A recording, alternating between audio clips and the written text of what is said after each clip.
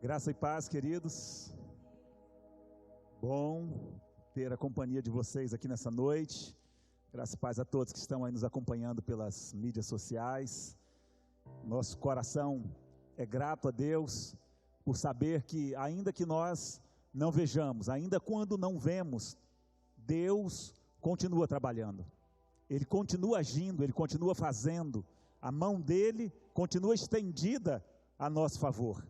E o nosso coração se alegra nessa noite em poder estarmos juntos aqui em mais um início de semana, onde podemos juntos celebrar ao Senhor, declarar a nossa gratidão a Ele, declarar o nosso amor a Ele, declarar que nós reconhecemos que sem Ele não somos nada, que Ele é o caminho no deserto, o Deus de milagres, Ele é a luz na escuridão, quando tudo parece já não ter mais sentido, não ter mais esperança.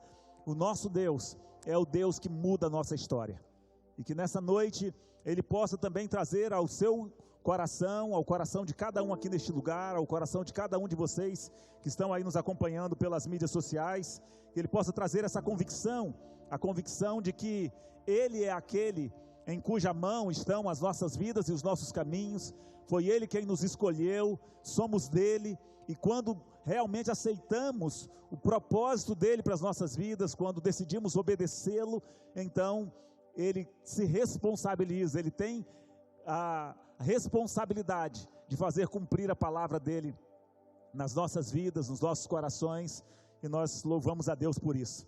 Eu queria convidar você a abrir a sua Bíblia no Evangelho de Jesus Cristo, conforme escreveu João, capítulo 15, vamos ler apenas o versículo 16. João capítulo 15, versículo 16, uma passagem onde Jesus fala a respeito da condição dele de videira e da nossa condição como ramos. Ele conclui trazendo um ensinamento aos discípulos, trazendo uma palavra ao coração dos discípulos, uma segurança para o coração deles, e é isso que nós queremos explorar nessa noite, compartilhar com os irmãos, para que essa palavra também alcance o seu coração, como alcançou o meu coração, em nome de Jesus. Diz assim o versículo 16 do capítulo 15 do Evangelho de Jesus Cristo, conforme escreveu João: vocês não me escolheram, mas eu os escolhi para irem e darem frutos, frutos que permaneçam, a fim de que o Pai lhes conceda o que pedirem em meu nome. Amém? Vou ler mais uma vez com vocês. Diz assim: vocês não me escolheram, mas eu os escolhi para irem e darem fruto, fruto que permaneça, a fim de que o Pai lhes conceda o que pedirem em meu nome. Na tradução de Almeida diz: não fostes vós quem escolhestes a mim, mas fui eu quem escolhi a vós, e vos designei para que vades e deis fruto, e o vosso fruto permaneça. Eu queria orar com vocês, para que o Senhor possa abrir mesmo nosso entendimento, nos dar graça, para que juntos aprendamos nessa noite algumas coisas a respeito deste amor de Deus para com as nossas vidas. Pai, muito obrigado pela Tua presença aqui neste lugar, pela Tua presença, Senhor, com a vida de cada um desses que estão nos ouvindo nessa noite, aqueles cujos corações estão derramados na Tua presença nessa hora, aqueles que estão sedentos para ouvir a Tua voz, ouvir a Tua fala, clamando, Senhor, por uma direção dos céus, clamando por um entendimento nos seus corações, aqueles que de alguma forma, Senhor, têm achado que o Senhor se esqueceu deles, têm achado, Deus, que eles não são dignos de estarem na Tua presença, ou que não são dignos de se apresentarem diante do Senhor. Eu quero clamar nessa noite, em nome de Jesus, fala mesmo aos nossos corações, ao coração de cada um, traz, Senhor, a segurança daquilo que a Tua palavra garante para as nossas vidas e para a vida de cada um deles, Pai. Eu os abençoo e clamo para que nessa noite o Senhor possa transformar o nosso entendimento quanto àquilo que está no Teu coração, quanto ao Teu projeto e ao Teu propósito para as nossas vidas, em nome do Senhor Jesus. Amém. Eu queria iniciar com uma pergunta nessa noite. Vocês acreditam que, se Jesus estivesse no seu ministério hoje, aqui no nosso tempo, você acredita que Ele escolheria você para ser um dos seus apóstolos, para ser um dos seus discípulos? Muitas vezes, nós olhamos para a palavra de Deus, olhamos para os feitos dos apóstolos, para os feitos dos discípulos de Jesus, dos pais da igreja, dos diáconos, dos primeiros diáconos, e ficamos olhando e analisando o quão bons eles eram, e quando nós olhamos para as nossas vidas, parece que nós não valemos nada, não temos valor algum, e que se fosse para que Jesus escolhesse alguém para poder estar com Ele, para andar com Ele, a sensação que temos muitas vezes é que jamais seríamos nós os escolhidos. Nós nos esquecemos que, assim como o Senhor disse para Davi, ou para Samuel, quando ele foi ungir Davi, ali na casa de Jessé, quando Deus disse a ele: olha, eu não vejo como vê o homem, porque o homem vê o que está diante dos olhos, mas o Senhor olha para o coração. Nós nos esquecemos disso muitas vezes, e ao nos esquecermos disso, nós temos o pensamento enganoso de achar que Deus, Ele é um Deus que escolheu ali, quando Jesus veio, pessoas capacitadas, pessoas que tinham muitas condições para poder dar continuidade à obra. Um determinado médico ateu, e ele que atua na área da psiquiatria, ele decidiu fazer uma comprovação de que Jesus não passava de um homem como outro qualquer, inteligente, e que sabia se colocar bem, e por isso então, como ateu que ele era, ele decidiu provar isso cientificamente.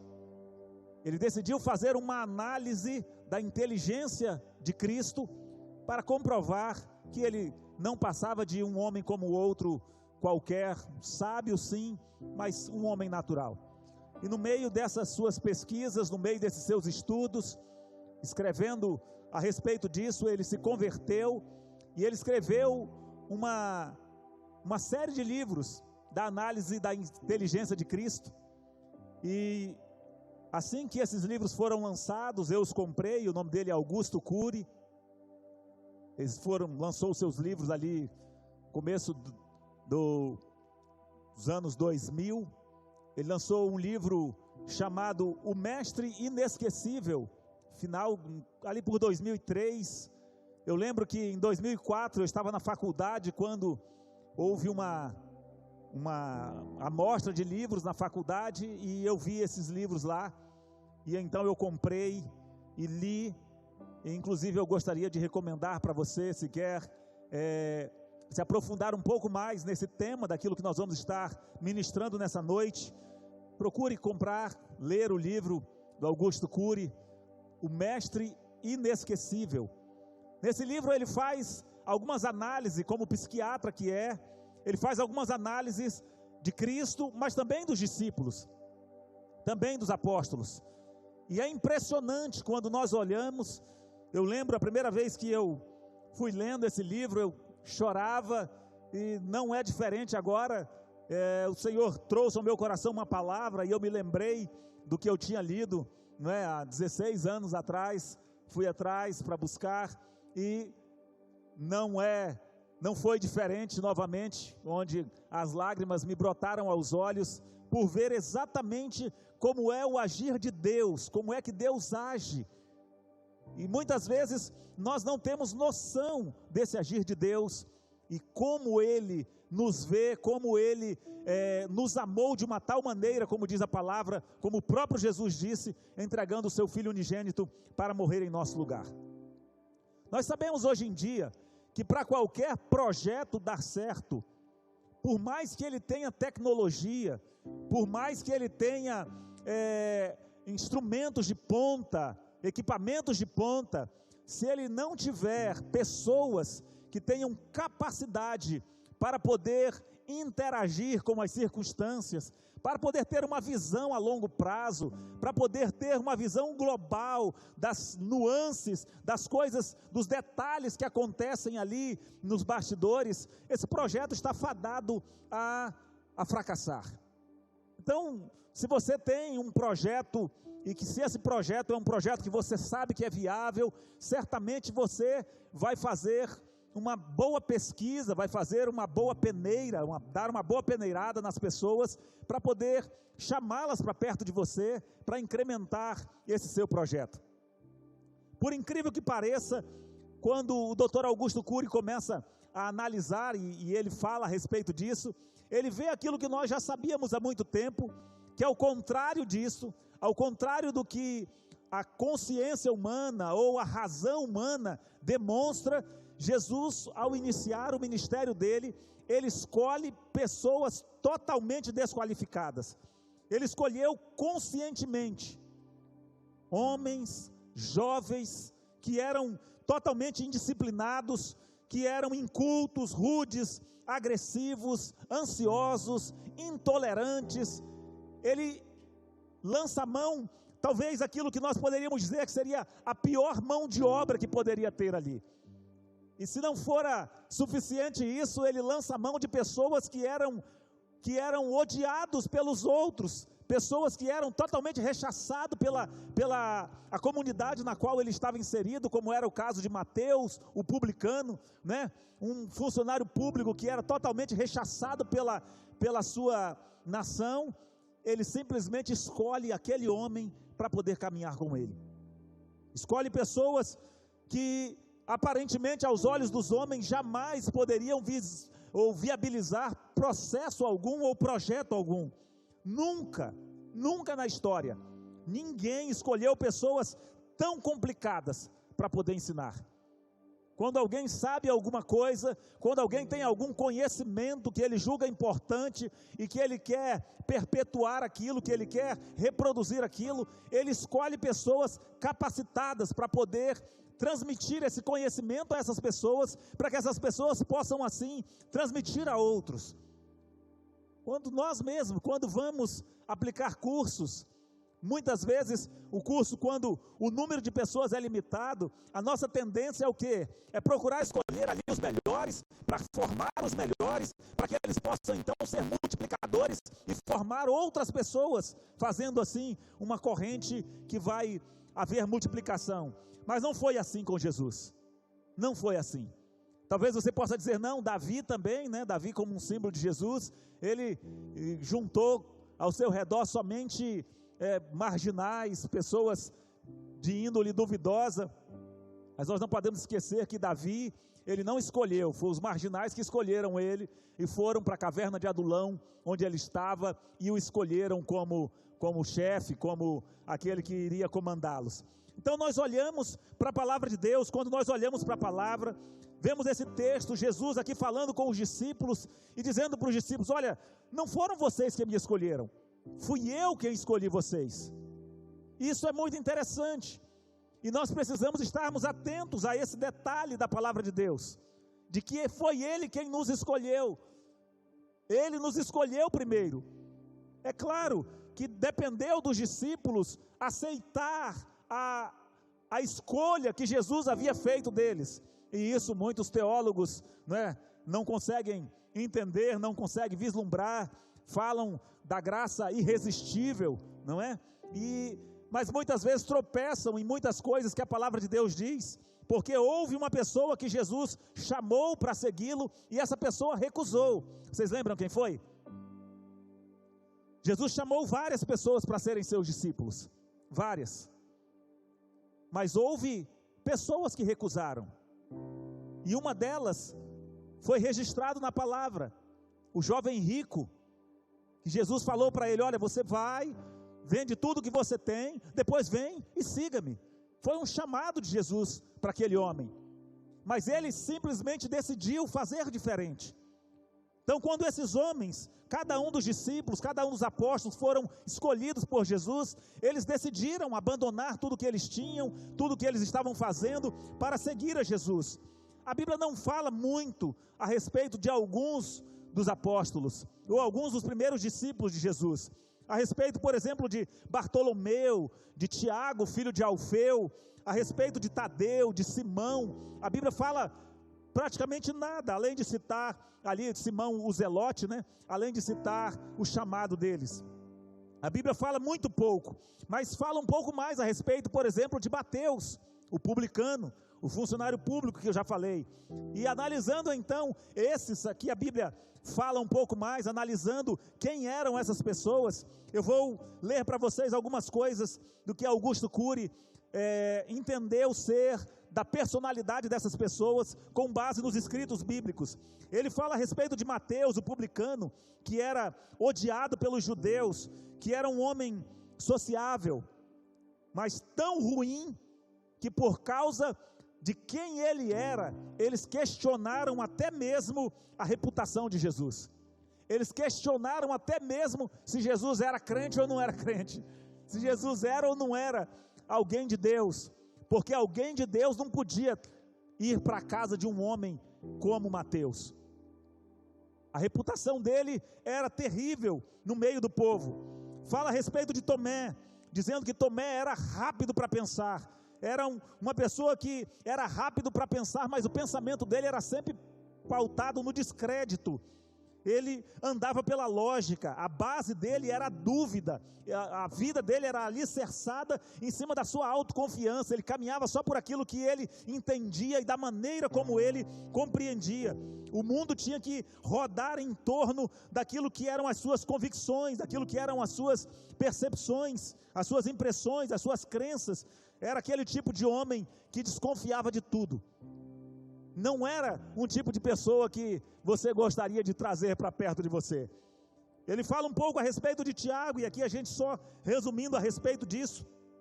Tiago, que é irmão de João, né, o que escreveu a epístola de Tiago, os filhos de Zebedeu, Tiago e João. Esse que era um jovem ousado, mas totalmente impaciente. Ele escreve muito mais a respeito disso, mas se eu fosse falar tudo o que ele fala a respeito deles, hoje nós não sairíamos daqui.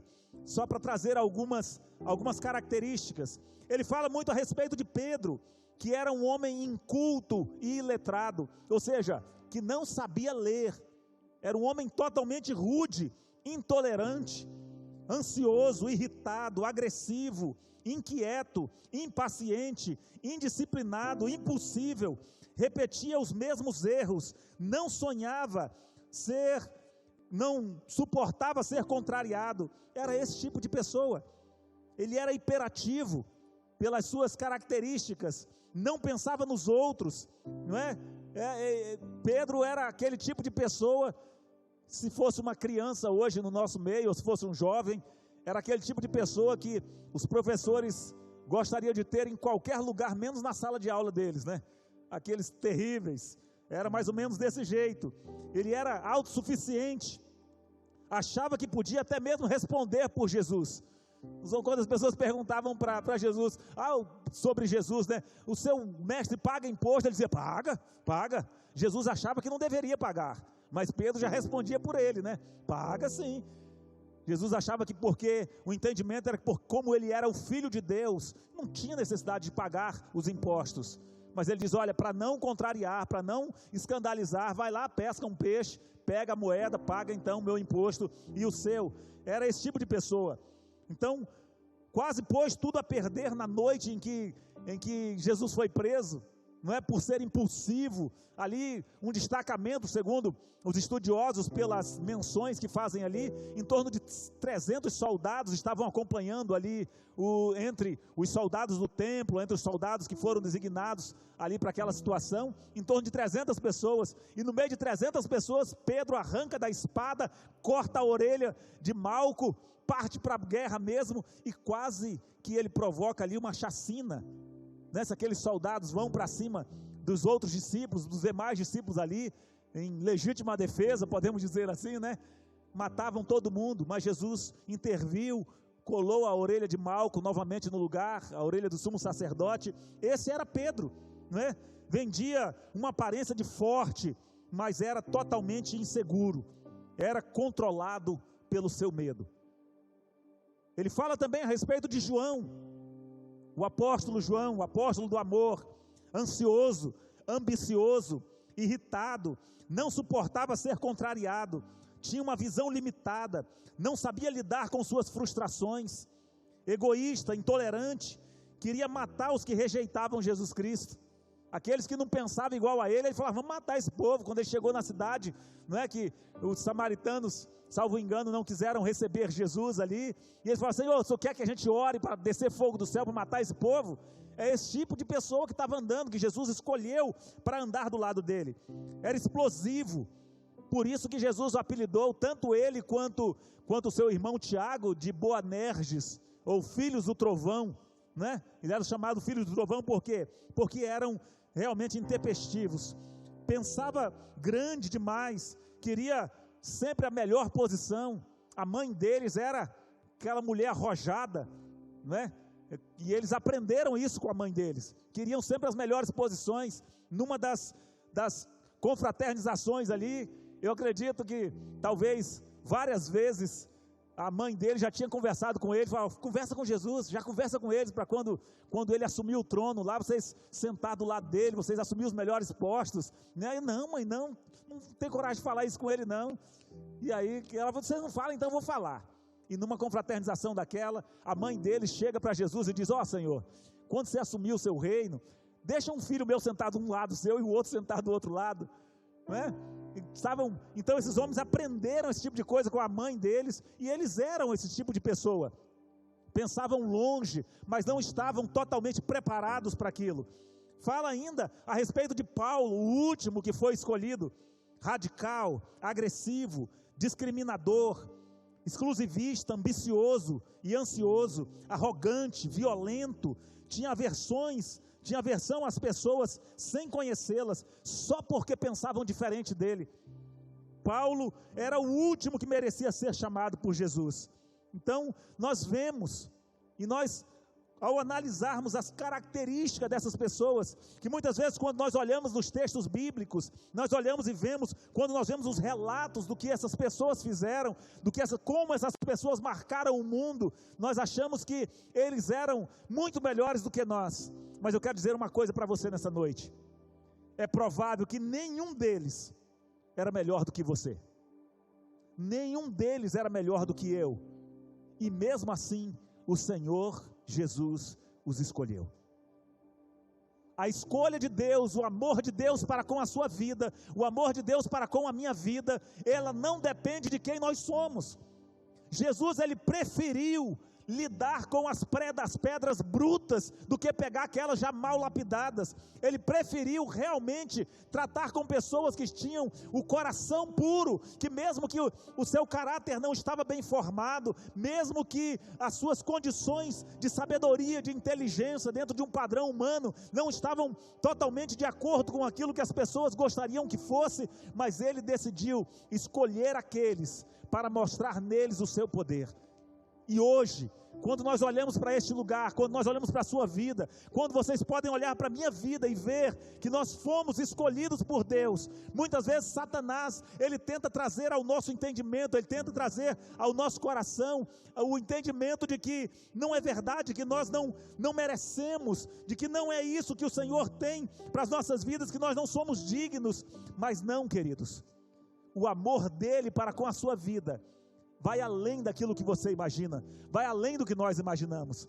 Há uma canção que diz, Deus ainda está me construindo, Não importa quem você seja hoje, não importa quem você é ou o que você já fez, importa se você atende ao chamado dele, importa se você nessa noite entendendo que ele escolheu você, que ele chamou você, e que nessa noite ele diz a você: olha, se você quiser realmente vir após mim, negue-se a si mesmo, tome a sua cruz e siga-me. É um chamado de Deus para a sua vida, e quando você ouve isso para a sua vida, você não deve achar: mas eu não tenho condições, eu não consigo, eu não valho nada, e o Senhor certamente não vai olhar para mim. Isso é engano. Ele olha para você hoje e diz: não foi você que me escolheu, fui eu quem escolhi a você, eu escolhi a você. E eu quero dizer uma coisa para você nessa noite: o Senhor te escolheu sabendo exatamente quem você é. Ele escolheu você sabendo das suas fraquezas, sabendo das suas limitações, sabendo das suas dificuldades. Não foi fácil para esses homens que foram escolhidos por Jesus, não foi fácil para eles aguentarem aqueles 3 anos com Jesus. Muitos dos que foram escolhidos voltaram atrás, não suportaram serem tratados no seu caráter. Muitos.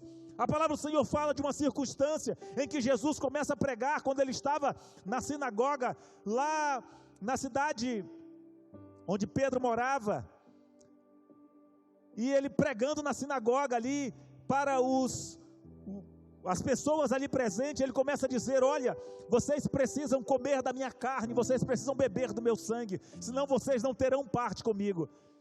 E a Bíblia fala que naquele sermão, a palavra dele foi tão pesada em relação, confrontando a tradição daqueles homens, que muitos dos que seguiam ele os abandonou. E Jesus olha para os seus discípulos, olha para aqueles 12 também que ficaram ali, e olha para eles e diz: vocês também não querem ir? Foi quando Pedro, esse intempestivo, esse que olhava e que achava que sabia de tudo, mas que tinha o coração totalmente quebrantado na presença de Deus, ele olha para Jesus e diz: para onde nós iremos, se só tu tens as palavras de vida eterna? Segundo a análise de Augusto Cury, talvez o único discípulo que passaria pelo crivo hoje de uma equipe aí, de uma equipe que viesse a fazer provas, a fazer testes com as pessoas para serem admitidas a um grupo, talvez o único que pudesse passar e ser aceito fosse Judas, o mais equilibrado de todos, o mais sensato de todos, juntamente com Mateus, talvez o mais inteligente, o mais sábio, foi encarregado da tesouraria, sabia lidar com as finanças, nunca foi repreendido por Jesus, senão na noite em que ele traiu Jesus. Nunca Jesus chamou a atenção dele em momento algum, mas era um homem que, apesar de que por fora era totalmente pleno, mas não sabia lidar com as suas frustrações por dentro. O que fez a diferença entre os 11 e Judas foi a transparência, que todos os outros falavam o que estava no seu coração, traziam à tona aquilo que estava no seu interior, as suas frustrações, mas Judas não. Judas decidiu esconder, e aí é onde houve a diferença do choro, o choro de Pedro, que negou Jesus 3 vezes, e o choro de Judas, que foi enforcar-se. O pecado deles não foi diferente, não foi mais grave um do que o dos outros, de forma alguma. A Bíblia diz que todos eles abandonaram a Jesus, mas a diferença foi exatamente a maneira como eles traziam, a maneira como eles lidavam com aquilo que Jesus estava ministrando aos seus corações. A transparência fez a diferença na vida deles. E hoje eu queria chamar a sua atenção para que você pudesse não permitir que Satanás viesse trazer ao seu coração a dúvida quanto ao valor que você tem diante de Deus, a dúvida quanto ao seu chamado, a dúvida quanto à condição que você recebeu de ser feito filho de Deus, de poder caminhar na presença dEle, de poder ter realmente nele a segurança de que já não há condenação para o seu coração. Mas para isso é preciso que você tenha esse entendimento. Ele escolheu você, E quando você lembrasse desse texto que diz: não foram vocês que me escolheram, mas eu os escolhi, quando você olhar para as suas deficiências, quando você olhar para as lutas que você tem enfrentado, para as dificuldades com a sua própria natureza, com os seus próprios pecados, aqueles que você está lutando contra eles, você olhar e ao invés de desistir, você deve olhar e dizer: não, quando Ele me escolheu, Ele sabia disso, e Ele sabia que eu não voltaria atrás. Não volte atrás, independente das dificuldades, independente dos problemas, independente dos erros, de quantas vezes você irá cair. Pedro negou a Jesus 3 vezes, 3 vezes, 3 vezes ele negou a Jesus, e mesmo assim não deixou de segui-lo. Mesmo assim, na primeira ocasião em que ele esteve de frente com Jesus, ele não fugiu dele, ele não correu dele. E quando ele estava no barco e percebeu, quando João disse: é Jesus que está ali na praia, a Bíblia diz que ele colocou a capa e ele pulou na água para ir logo onde Jesus estava. O problema não são os seus erros, o problema não são os nossos erros, o problema é quando nós decidimos escondê-los para parecer que somos dignos, como Judas o fez. Mesmo estando negociando a traição de Jesus, ele sentava-se à mesa para cear como se nada tivesse acontecendo, escondendo a sua deficiência, escondendo as suas frustrações, ao invés de tão somente abrir o seu coração e poder ser curado, ser tratado. Então, quando o inimigo vier trazer ao seu coração, trazer à sua mente os seus deslizes, o seu pecado, as suas lutas diárias, você lembre-se de que o Senhor escolheu você sabendo de tudo isso, e não volte atrás. Decida lutar, decida fazer como fizeram os discípulos. Todos eles abandonaram a Jesus ali no Getsêmani, todos eles, a palavra do Senhor diz que todos fugiram, e Jesus ficou só. E depois disso, Pedro e João acompanhavam Jesus de longe, mas eles não abandonaram a comunhão dos irmãos, eles não abandonaram o chamado de Jesus. Nada do que haja na sua vida pode fazer com que você seja rejeitado por Deus, absolutamente nada, porque Ele sabia exatamente quem você era quando Ele morreu por você. Ele sabia exatamente das nossas limitações, das nossas debilidades. Então, nessa noite, nessa hora em que você está aí nos ouvindo, saiba de uma coisa: Ele foi quem te escolheu.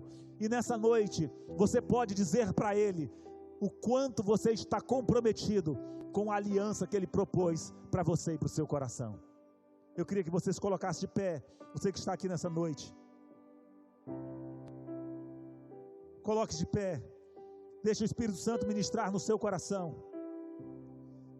Deus quer falar ao seu coração nessa noite.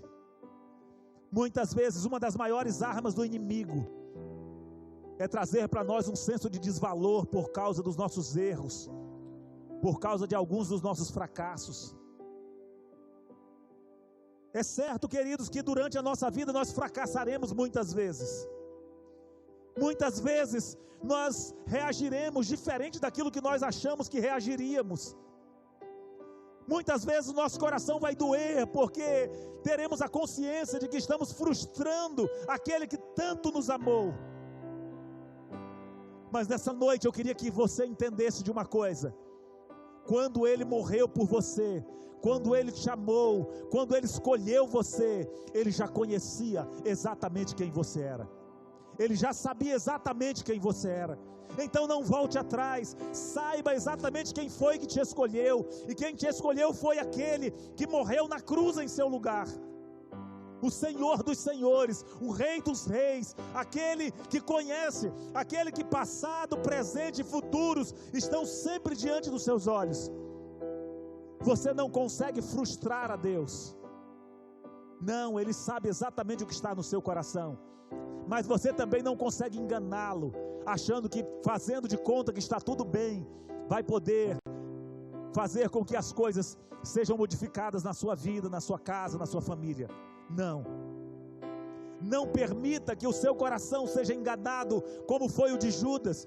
Não ache que você escondendo, que você parecendo que é o melhor, que você se preocupando com os pobres, se preocupando com os necessitados, como ele fez, né, com uma aparência de religioso, quando Maria, irmã de Lázaro, derramou ali aquele perfume caríssimo sobre Jesus, e Judas vem e fala: olha, poderia ter vendido isso e dado dinheiro para os pobres. Ah, que aparência maravilhosa, mas o coração estava longe do Senhor. Não adianta você achar que a sua religiosidade é suficiente, se você decidir não ser transparente diante do Mestre, você decidir na hora da comunhão, você abandonar a comunhão, como ele fez no dia da ceia. O Senhor quer que você entenda uma coisa: se você não desistir dele, ele jamais desistirá de você. Se você não voltar atrás, as promessas dele se cumprirão nas suas vidas. Não é porque você vem à igreja, ou porque você participa de alguma congregação, de algum lugar, não, mas é pela sua obediência. Então decida obedecer, decida dizer: Senhor, eu entendo a tua palavra, eu sei que eu não valho nada, eu sei que eu não tenho valor, mas eu sei que o Senhor me amou assim mesmo. Sabendo quem eu sou, sabendo como eu sou, o Senhor pagou o preço e morreu em meu lugar. Não faça como o jovem rico, que ao ouvir o chamado de Jesus, virou as costas e saiu com tristeza, como diz o texto, porque ele amava mais as riquezas, amava mais aquilo que ele julgava naquele momento mais importante. Feche os seus olhos.